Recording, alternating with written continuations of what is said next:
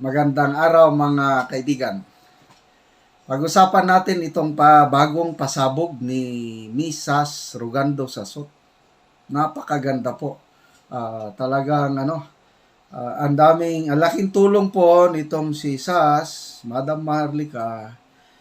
Sila yung source ng mga balita na nag-i-inform sa atin na niloloko lang tayo ng ating mga opisyalis ng gobyerno. So this time itong pasabog niya tungkol sa pundo ng mga senador at congressman. Meron palang tinatawag na classified fund. Okay. So, mas malala, mas masahol pa kaysa confidential. Sa amin sa military, may 3 levels of yung secrecy. Ang pinakamababang level, confidential. Kung confidential document, yan lang. Mababa ang confidential. Ang next higher level is classified document. Ang pinakamataas, secret. Wala na yan. Mahirap na yan. So, yung confidential funds, pinakamababa yan. May mas malala pa, classified fund. So, ano ang classified fund? Pinaliwanag ni Ms. Sasot. So, in-explain niya yung concurrent resolution number 10 na pirmahan ng 15th Congress noong 2011 and 2012, panahon ni Congressman Belmonte and Senator Juan Ponce Enrile. So, in short, suma total, hindi pwedeng pakialaman ng COA whatever budget ng congressman and senator. Yan ang ibig sabihin yan. Remember, ang COA is under ng executive department. Okay? Ang Congress, separate branch of government. Kaya ang COA, no touch and limited sila sa pag-audit sa mga pondo ng senador and congressman. Okay, pakinggan natin ang paliwanag ni Ms. Sasot. Hindi rin alam ni Eda, kaya i-share nyo ito dahil maraming hindi nakakaalam sa classified fund. Yeah, classified. Ano ba ang pagkakaiba ng confident? Sabi sa military na yung classified fund. Actually, sa military, confidential fund lang. Ito, classified fund. Ano bang pagkakaiba ng salitang confidential at classified? Okay. Eto, dito tayo, papabasa ko sa inyo ha. Okay. Yeah, mayroon siyang dokumento galing Congress. Confidential is the lowest category of classified information. Confidential, lowest category. So, ang classified, okay, mas mataas ito sa confidential. Correct. Ganon kami sa military. Ngayon, paano ko na masasabi na ang pondo ng Senado at Gobyerno, ng Senado at Kongreso ay classified? Mga kababayan, narinig niyo na ba ang Concurrent Resolution number 10?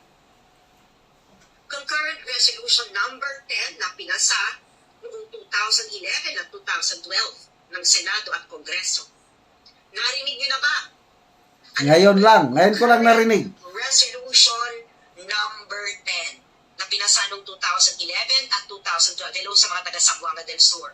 Sabihin niyo lang kung yes or no. Yan, yes or no. Concurrent resolution ng Senado at Kongreso noong 2011-2012. Narinig nyo na ba yan? Hello sa mga taga Nueva Ecija. Hindi pa. Wala bang nagsasabing narinig na nila or hindi pa? Ngayon ko pa lang marinig. No, sabi ni Katamko, hindi pa. Okay. Eto po. Noong 2011 at 2012, again, wala akong pakialam kahit kaalyado ka pa ni Duterte. Or, noong 2011, nagpasa ng resolution sa Senado. Naghain ng resolution sa Senado si Senador Panfilo Lacson. Okay. At ang resolution na ito ay pinasa concurrent resolution. Okay? Concurrent resolution number 10. Okay? Ito ay noong 15th Congress. Okay? Alam niyo po ba kung tungkol saan ang concurrent resolution na ito? Hindi. Babasahin ko sa inyo ang title, ha? Yan. May dokumento siya. Concurrent Pinapakita niya. resolution. Papakita ko na rin para sabayan niyo ako magbasa. Ito ang resolution. Okay? Concurrent resolution number 10, Republic of the Philippines, Congress of the Philippines, 15th Congress, second regular session, concurrent resolution number 10. Babasahin natin. Concurrent resolution maintaining the prevailing system of accounting and liquidation of the respective budgetary allocations of each member of the Senate. Remember, each member of the Senate and the House of Representatives as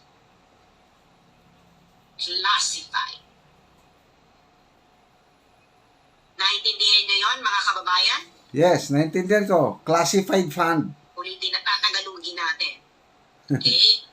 Ang concurrent resolution number 10 na ito ay pinapanatili ang pangkasalukuyang sistema ng accounting at liquidation ng budget na natatanggap ng bawat miyembro ng Senado at House of Representatives bilang classified. Nagigets ninyo? Paliwanag ko mamaya. Classified.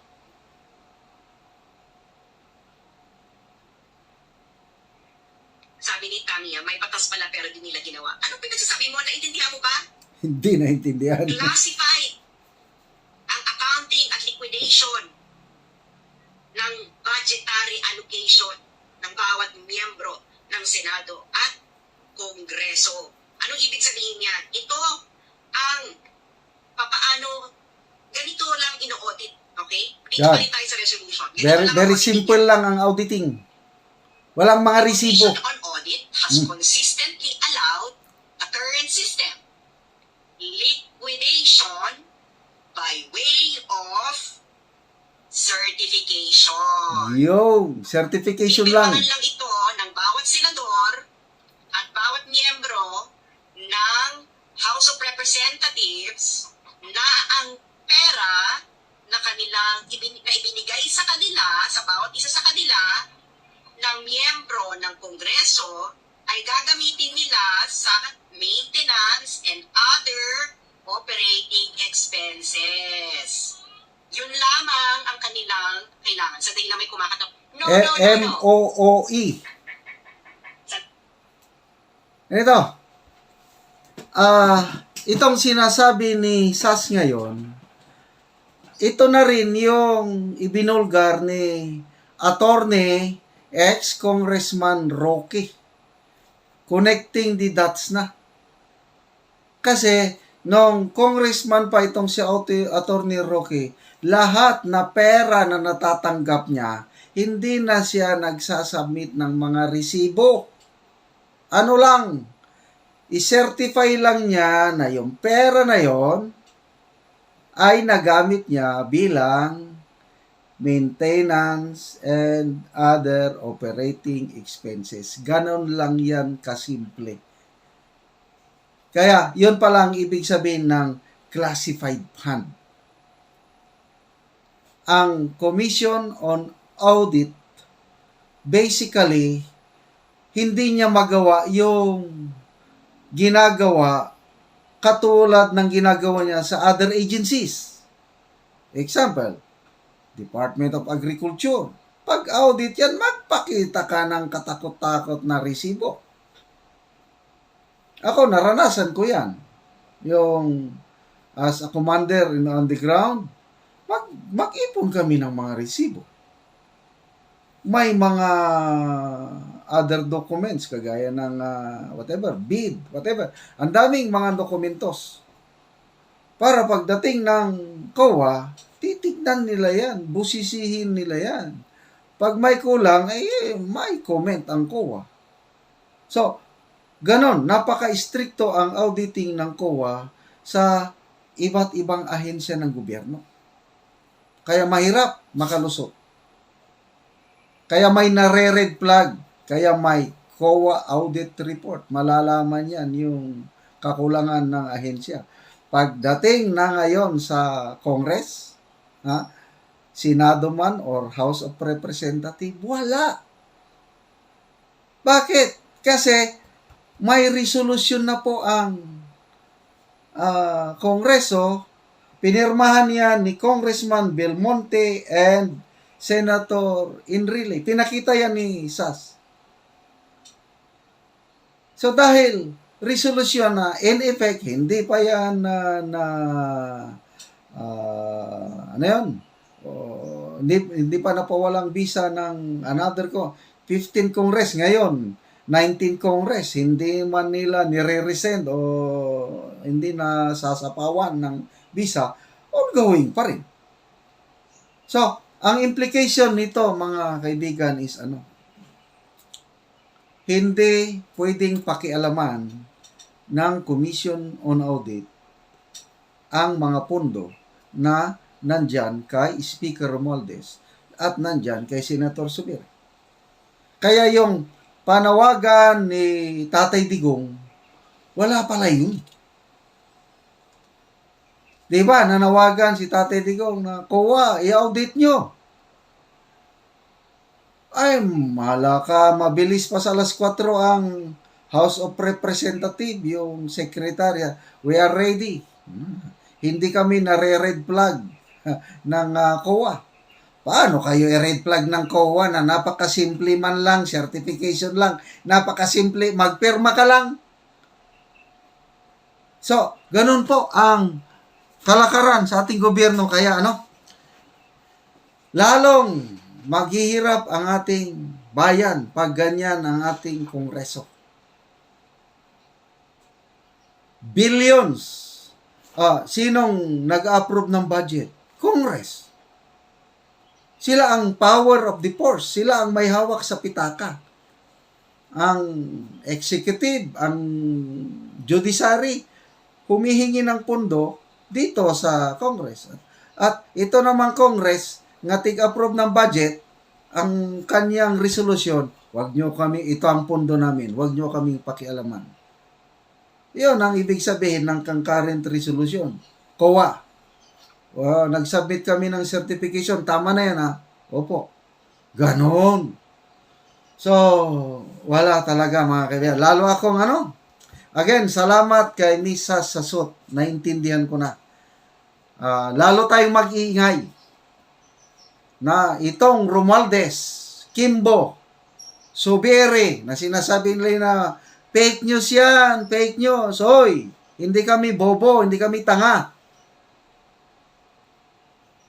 Dapat iset nyo ang example, mga lawmakers. Kaya pala, kayo ang lawmakers, kayo naman ang lawbreakers. Ayaw nyong magpa-audit. So, yun po ang sistema natin ngayon. At I don't know kung kailan ito mababago. As it is right now, made money na. Wala nang makikialam. Basta kung yung budget na nailaan sa mga congressman and senador, kani-kanila yan. Kaya pala, si Speaker Romualdez, kahit saan siya niya na dadalhin ang pera na nasa kanyang poder. Okay? Pero wala. Nagtatanong lang, bakit may $2 million sa Harvard? Tapos yung huling issue, report, allegation, 40 million sa Makabayan Black para lang siraan si BP Inday Sara. Mga ganon. So, sorry mga kapatid. Yan lang po ang ating mai-report sa inyo na nakakadismaya.